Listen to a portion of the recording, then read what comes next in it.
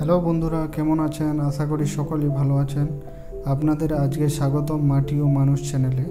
তো বন্ধুরা, আজকে আমি একটা গুরুত্বপূর্ণ ভিডিও নিয়ে এসেছি আপনাদের কাছে, যেটা আপনাদের খুব লাভ হবে এই ভিডিও দেখে কিংবা শুনে।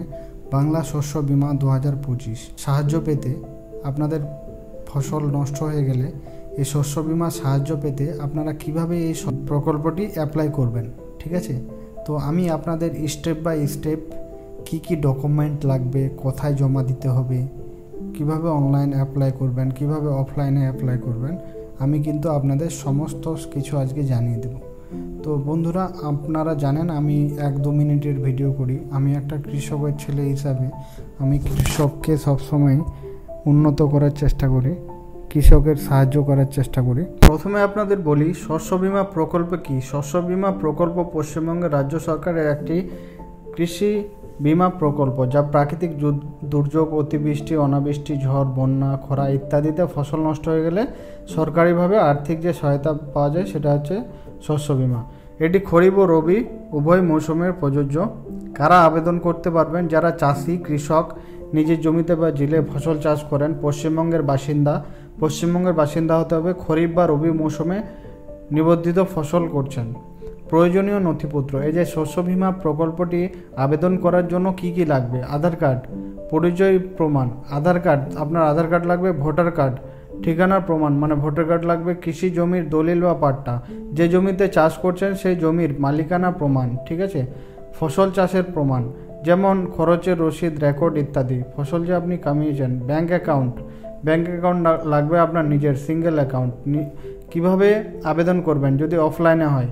ধাপ 1, নির্দিষ্ট কৃষি দপ্তর বা কৃষি সহায়তা কেন্দ্র যান, ঠিক আছে? এটা মানে অফলাইনে অ্যাপ্লাই করবেন, অনলাইনে না। আপনার ব্লকের কৃষি অফিস বা আড্ডা অফিসে যোগাযোগ করুন, সেখানে শস্য বীমা ফর্ম পাওয়া যায়। সে ফর্ম ফিল আপ করে নথিপত্র সহ জমা দিন। ধাপ 2, অনলাইনে আবেদন কিভাবে করবেন? শস্য বীমা সরকারি ওয়েবসাইট banglasossobima.net, এখানে গিয়ে ফার্মার রেজিস্ট্রেশনে অ্যাপ্লাই করবেন। সেখানে সব কিছু আপনার ফসলের তথ্য, আধার নাম্বার, জমির বিবরণ, ব্যাংক তথ্য দিয়ে আবেদন করবেন। অনলাইনে করলে কিন্তু এরকম করতে হবে, ঠিক আছে?